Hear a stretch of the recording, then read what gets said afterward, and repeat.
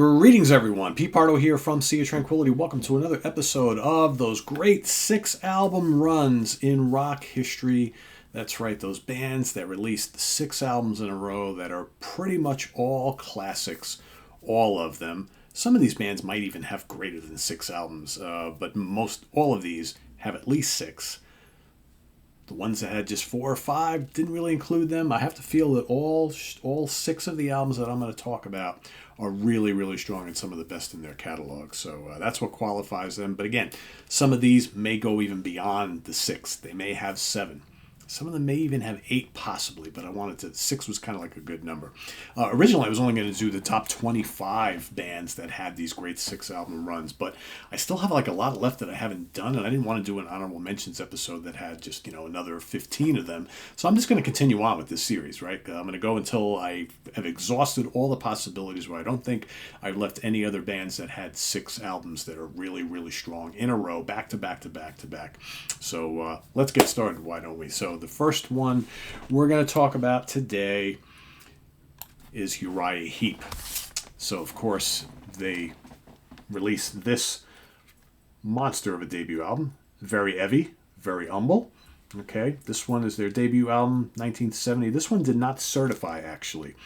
In fact, the first 2 in this list of albums from them did not certify. However, over time, these have grown to be very, very influential albums, and these all spawn lots of great songs. Here you got the classic Gypsy, Walking in Your Shadows, Dream Mare, Real Turned On, Wake Up, Set Your Sights, all really great hard rockin' stuff.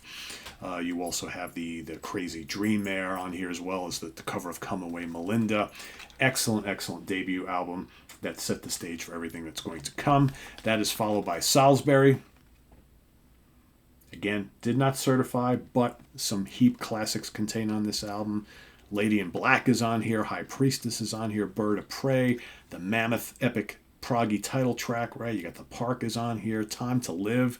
Another really good hard rocking kind of proggy album, right? These first 2, again, set the stage for everything that's going to come after. And, these feature some of the original members of the band, and we're going to be getting to in a second, or in a couple seconds, like the classic lineup of the band, right? But here you got, Mick Box and David Byron and Ken Hensley and company. Yeah, the drummers and the bass players would change a few times over the first couple of albums, but then it would solidify once Gary Thane and Lee Kerslake come into the band and create what is known as the classic lineup of Uriah Heep. So with their third album, Look at Yourself. Okay, now this one broke into the top 100 in both the UK and the US. UK bands, but arguably had a little bit more success here in the US than they did in their homeland. Also did not certify, but yet, again, top 100 album in both the US and the UK. Look at Yourself, great title track. I Want to Be Free, July Morning comes on here. Tears in My Eyes is on here. The Great Shadows of Grief. This is probably one of their heaviest of the early albums. Love Machine is on here. Great boogie track. What Should Be Done. Terrific album. I have often cited this as my favorite Uriah Heep album of all time. It's absolutely amazing. Then, of course, we get to Demons and Wizards. Gold in the U.S. All right, this is their biggest selling album. Of course, classics like The Wizard, Traveler in Time, Easy Living was the big single from the album, their biggest single. You got Circle of Hands, Rainbow Demon, The Crushing Rainbow Demon, All My Life, Paradise the Spell, Poet's Justice. Classic Uriah Heep album. Some still argue this is their best album, right? I generally would, either one of these, if you say is your favorite album, I'm not going to argue. Some people like this album as well. Album number 5 in this run, The Magician's Birthday. Another gold album here in the States. And it houses songs like Sunrise, right? Another minor hit, perennial concert favorite. Spider Woman's on here. Blind Eye's on here. Echoes in the Dark. Rain. Got Sweet Lorraine, another one of their more popular tracks is on here. Tales, and of course, The Magician's Birthday. Classic lineup of the band, which you also hear on Sweet Freedom, album number 6 in this run. Silver in the UK. This is their first charting or first certification over in the UK. All right. Gold here in the U.S.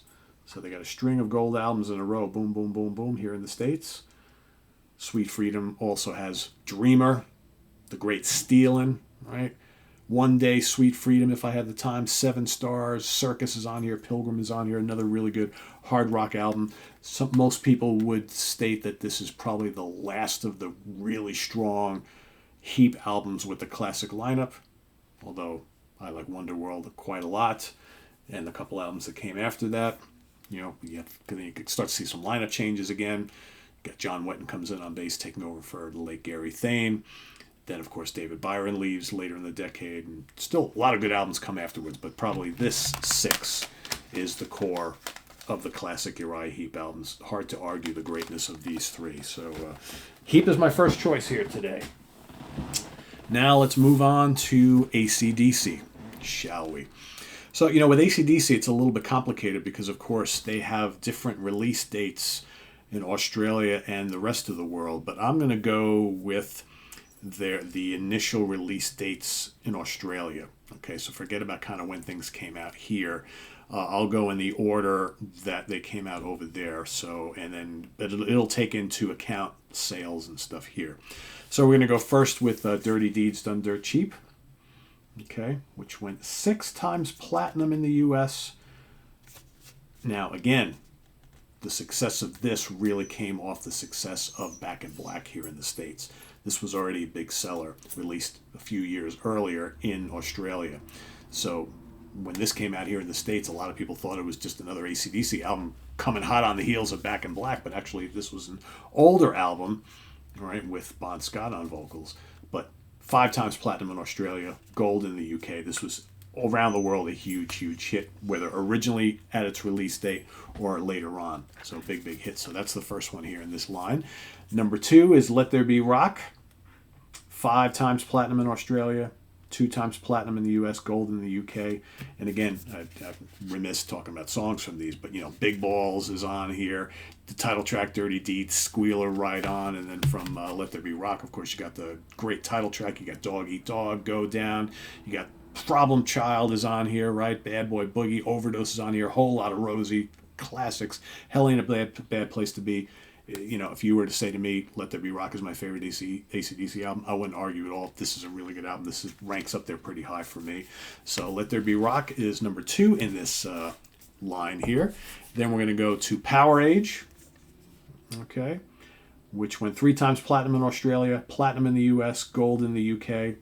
Of course, Rock and Roll Damnation's on here. Riff Raff is on here. Sin City's on here. Kicked in the Teeth is on here. Up to My Neck and You, What's Next to the Moon Gone Shooting, another classic early Bon Scott-led album of AC/DC. This is another winner. Then, of course, we've got Highway to Hell. 5 times platinum in Australia, 7 times platinum here in the US, platinum in the UK, double platinum in Canada. Title track, Girls Got Rhythm, Walk All Over You, Touch Too Much, Night Prowler, Shot Down in Flames, If You Want Blood, You Got It, Beat Around the Bush, and so on. Great cover, great album, classic album. Most days of the week, probably my favorite AC/DC album, either this or Back in Black, generally speaking. Speaking of Back in Black, all right, that's next. 12 times platinum in Australia, diamond in Canada, 2 times platinum in the UK, 25 times platinum in the US, one of the biggest selling heavy albums of all time. Hell's Bells, Shoot to Thrill, right? What Do You Do for Money, Honey? Giving the Dog a Bone, Let Me Put My Love Into You, Back in Black, Shook Me All Night Long, Have a Drink on Me, Shake a Leg, Rock and Rolling Noise Pollution, produced by Mutt Lange, as well as this album. I mean, what more can you say about Back in Black? Drop Dead classic. And also, to finish out the run, let's go with For Those About to Rock. I feel like later on, all these years, when this first came out, this was like, this was Back in Black Part 2, just as great, right? I find like all these years later, I think that there's a reason why this didn't do quite as well as Back in Black, because it's not quite as good. It's still a high quality album, one of their best albums, I think, but it's kind of the beginning of that big crazy run that AC/DC had, I think, as far as creativity and coming up with just quality songs. I think this slips a little bit. It's still really, really good. 5 times platinum in Australia, 4 times platinum in the US, so big drop down here in the States. Gold in the UK, but it still has the great title track. I Put the Finger on You, Let's Get It Up is killer, Inject the Venom is great, Snowballed, Evil Walk, COD, Breaking the Rules, Night of the Long Knives, and Spellbound. So a little bit of mediocreness, I think, kind of spilling into the AC/DC catalog, but still a really strong album, I think. And especially, you got a handful of tracks on here that are just so good. So that's number 6. So let's move on. We're going to go to, let's go to something a little bit more recent. From Sweden. I'm going to talk about Opeth right now. Opeth's 6-album run arguably could be 10 or more. I don't think Opeth have ever released a bad album, not even close. So, but kind of keeping in line with the theme here, I went to pick out the 6 strongest ones in a row. You could start a little earlier than me. You probably could go a little later than me. And like I said, arguably this could be 8, 9, 10, 11 albums or more in a row because Opeth have released one classic after another. But I'm gonna start this run with their 3rd album, My Arms, Your Hearse, which for a lot of people, especially here in the States, a lot of metal fans, this is kind of the album that they really jumped on the Opeth bandwagon, after Morning Rise was their 2nd album. I mean, this has the great Demon of the Fall, a lot of people's favorite track from early in the career. April Ethereal's on here, Madrigal's on here, Credence and Karma's on here. Really great album. Again, this kind of collision of death metal and progressive rock and folk and classic hard rock all kind of broiled together here. Great album. Then they released Still Life, another amazing album. Okay, and of course none of these certified, so there's no real sense giving you any sales numbers and things like that. But this has The More, this has Godhead's Lament, and Face of Melinda, and White Cluster, and Serenity Painted Death, and again this elements of death metal, black metal, folk, progressive rock, all broiled up in here. Just great mysterious artwork and stuff. This classic album. Of course, that led up to the great Blackwater Park, arguably the benchmark for the Opeth catalog. Classics on here, The Leper Affinity's on here, Bleak is on here, Harvest, The Drapery Falls, Dirge for November, The Funeral Portrait, Patterns in the Ivy, and the massive title track, Blackwater Park. It's savage, it's beautiful, it's majestic, it's classy. I mean, it's just everything rolled into one. Such a great album. From there, they go and they release 2 albums in the same year. We got the lush, folky, and quite proggy Damnation. No death metal here. Arguably no metal here, right? Just a lush, gorgeous album. Lots of acoustic guitars, clean electric guitars, Mellotron, electric piano all over the place. Lovely, clean vocals from Michael Ackerfeld. This is a gorgeous album, and I always remember prog fans who kind of stumbled upon this album and oh, this is great. Let me buy more of the Opeth catalog, and they buy stuff like this. Oh, wait a second. What's all that Cookie Monster growly stuff going on? I want more of this, right? Well, this was kind of like an outlier at the time. Eventually, as we would see, they would do away with all the death metal stuff a few years later and move on to, not quite like this, but full-blown progressive rock and folk and, classic hard rock and things like that. But at the same year they released this, they released arguably their heaviest album, which is Deliverance. All right, which just has amazing track. You got Wreath on here. The title track is so good. I do want to mention from the Mellow album from Damnation, Window Pane and In My Time of Need are just absolutely amazing. This absolutely crushing, complex, and heavy. So the total yin and yang package here, right? The artwork kind of almost goes together. But that gives you both sides of Opeth right in the same year, a couple months from each other. And we're going to end this run with Ghost Reveries. Like I said, you can go on to Watershed and plenty more after that, but I will say the last of, their 6 real drop-dead classic albums are the ones that I just mentioned here. Ghost Reveries still retains the death metal element, but there's more and more clean vocals, more and more prog rock on here. This is kind of like a best of both worlds of Opeth. You got the Ghost of Perdition. Great song. Baying of the Hounds is great. It's got this kind of Uriah Heep, Deep Purple style Hammond organ, right? Great stuff. Beneath the Mire, just mysterious and lovely. You got Atonement. House of Wealth, The Grand Conjuration is amazing isolation years. They even have a bonus track of them doing Deep Purple's Soldier of Fortune, which is just absolutely lovely. So, yeah, Opeth, 6 albums. Like I said, this could be 12 albums. That's how good the band is, and they have not released a weak one at all. All right, moving on. We're going to go over to Germany. All right, we're going to go over to Scorpions. So I'm going to start, again, this is another one of those where you could kind of start this in a few different places and end it in a few different places. I really toyed with just doing the 70s albums. And then I'm like, well, you really can't leave out some of those early, mid-80s things, right, either. You got 2 eras, right? First you got the Michael Schenker era very early on, then you got the Uli John Roth era, then you got the Matthias Jabs era, right? So it's like, where do you start, where do you end? So I'm going on based on my gut and what I feel. I'm going to start this with In Trance. All right, so I have this little collection which has In Trance, Virgin Killer, and Fly to the Rainbow. All the albums are in here. So there's the... So I'm going to go, and I believe which one came first. I thought Virgin Killer came first. I don't even remember. Anyway, I'm losing track of which one came first. Was it In Trance or was it Virgin Killer? Let's see. I guess it was In Trance. All right, so there we have. So In Trance is the first one, and again, none of these certified or charted, but In Trance has Dark Lady on it, the title track. It's got Life's Like a River, top of the bill. Robot Man's on here, Evening Winds, a bunch of Uli songs, just great. One of the great Uli John Roth albums of all time, called Old Ulrich Roth back in the day, but loads of great guitar on here, great Klaus Meine vocals, excellent stuff.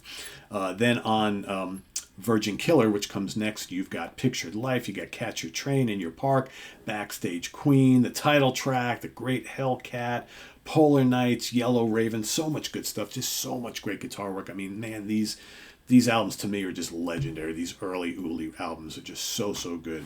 And then, on this collection, you've got all this stuff from Fly to the Rainbow split up onto 2 discs, right? You got part on one, part on the other.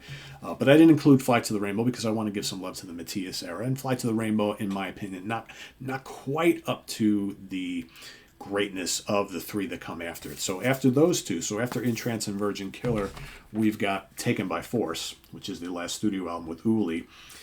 Steam Rock Fever, We'll Burn the Sky, I've Got to Be Free, The Ride of Your Time, Sails of Sharon, right? Arguably the greatest Scorpion song of all time.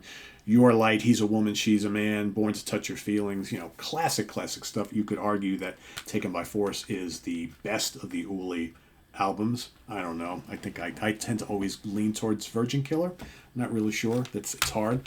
And then we're going to go to... Did I go out of order here? Yeah. Love Drive. Okay, their first top 100 album here in the States, gold in the U.S. Got that hilarious cover art. I think the album that I bought when I was a kid had the scorpion, the blue scorpion on the front. Did not have this album cover because this kind of got banned for a while. But yeah, this has got Loving You Sunday Morning, Another Piece of Meat's on here. Coast to Coast, Always Somewhere, Can't Get Enough. Great Scorpion song. Is There Anybody There? The great title track, Love Drive, as well as the classic Holiday. This is fantastic, right? This has both Matthias Jabs and Rudolf Schenker and Michael Schenker on it. Classic. Matthias' first album with the band.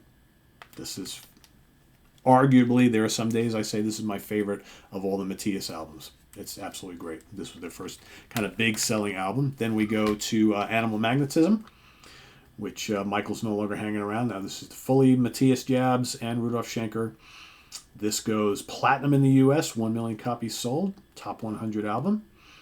Of course, you got Make It Real is on here. You got Hold Me Tight, 20th Century Man, Lady Starlight, Don't Make No Promises. Fallen in Love is on here. What a great song. Only a Man. The Zoo is on here. The title track is on here. Hey You. That's a bonus track, sorry. But love The Zoo. Classic stuff. Great melodic metal album. And then, of course, I'm going to go with Blackouts. First one I ever bought. This was platinum in the U.S., 1 million copies sold. And then made it to number 10 on the Billboard charts. Title track, Can't Live Without You. Arizona's on here. No One Like You's on here. That was the single for the band. Now is on here. You Give Me All I Need. Dynamite. China White, When the Smoke is Going Down.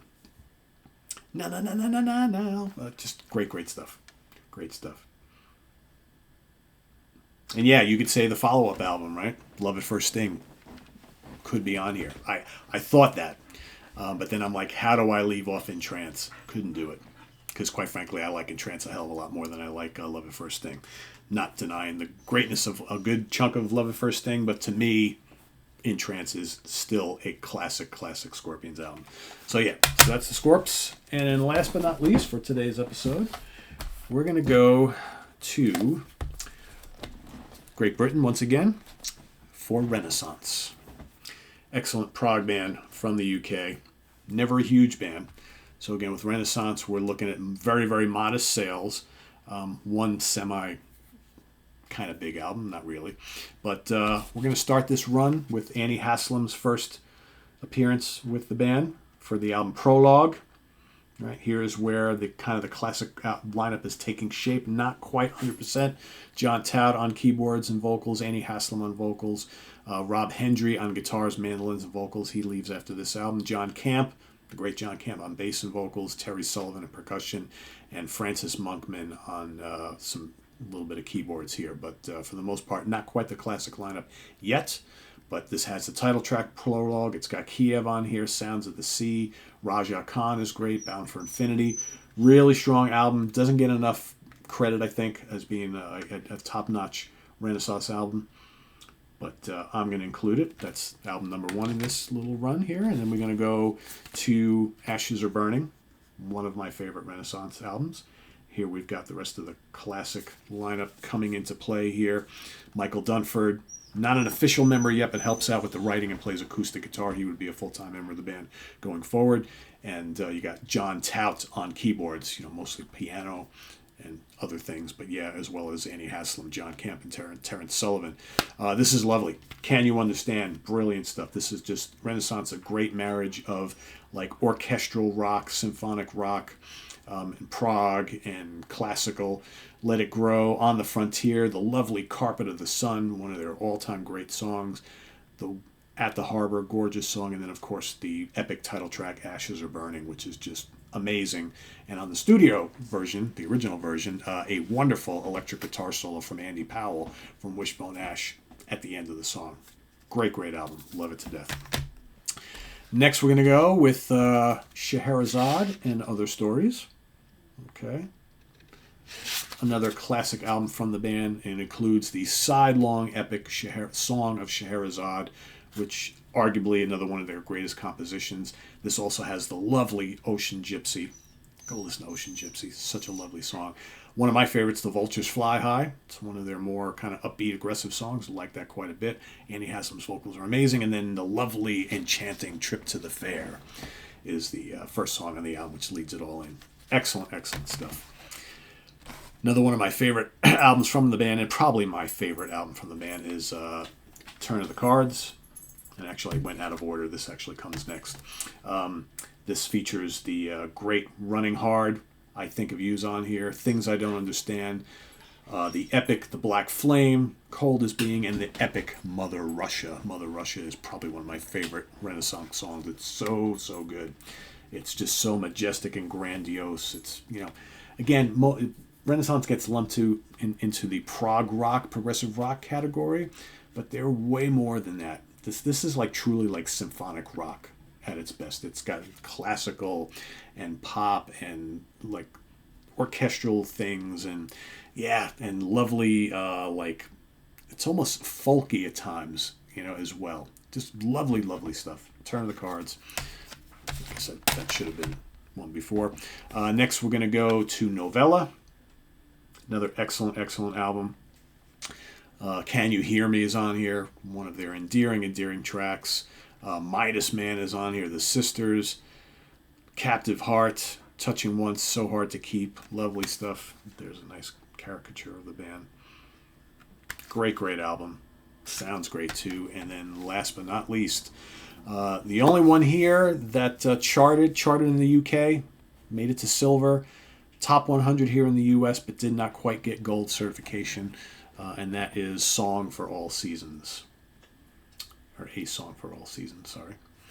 And this has the Wonderful Day of the Dreamer. This has Kindness, Jesus. Back Home Once Again, Northern Lights. That was a radio hit here, especially in the New York area.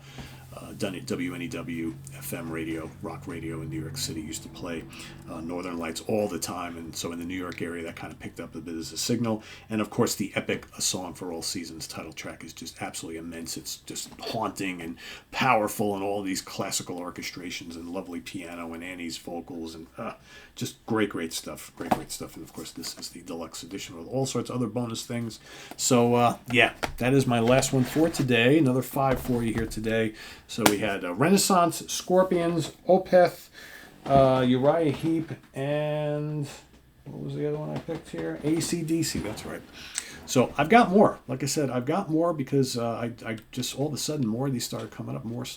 I'm like, and I'm sure there's some that a lot of you have been putting into the comments waiting for. And so rather than, like I said, just do an episode where I just kind of blow through lots of honorable mentions, let me go forget the top 25. We're going to go, I don't know, however far I take this, right? So because I do have a bunch more I really would like to talk about. So that'll be coming up in the weeks ahead. So thanks for watching, everybody. Stay tuned for more of those great 6 album runs in rock history, right? We're no longer just going to do the top 25. We're going to continue on with that. So stay tuned. In another week or two, you'll get hopefully another episode. I know it's been a couple weeks since this one, but I'll try to bring it a little bit quicker. There's been a lot going on here. So anyway, thanks for watching, everybody. Let us know what you think of some of these 6 album runs, and list some of your favorite 6 album runs that maybe we haven't mentioned so far. So please go and watch the other episodes. This is episode number 5, so go back and watch the other 4, and let's try and come up with some different ones, because I've covered a lot already, but there's a lot more to go. So thanks for watching. Visit us on the web at www.seatranquility.org. We're on Facebook, we're on YouTube, all together, all the damn time. Please subscribe if you haven't already, and click on that notification bell so you get alert of all of our content as it posts. And please do hit the like button before you leave. Very, very important. Also down below, we got the links to our Ko-Fi page for channel donations, as well as our merch page for all sorts of cool Sea Tranquility stuff, t-shirts, hats, hoodies, all that stuff. So thanks for watching, everybody. We'll see you real soon here with more content on the channel, including the Hudson Valley Squares tomorrow night. So we'll see you then, everybody. Enjoy the rest of your weekend. I'm Pete Pardo. Bye-bye.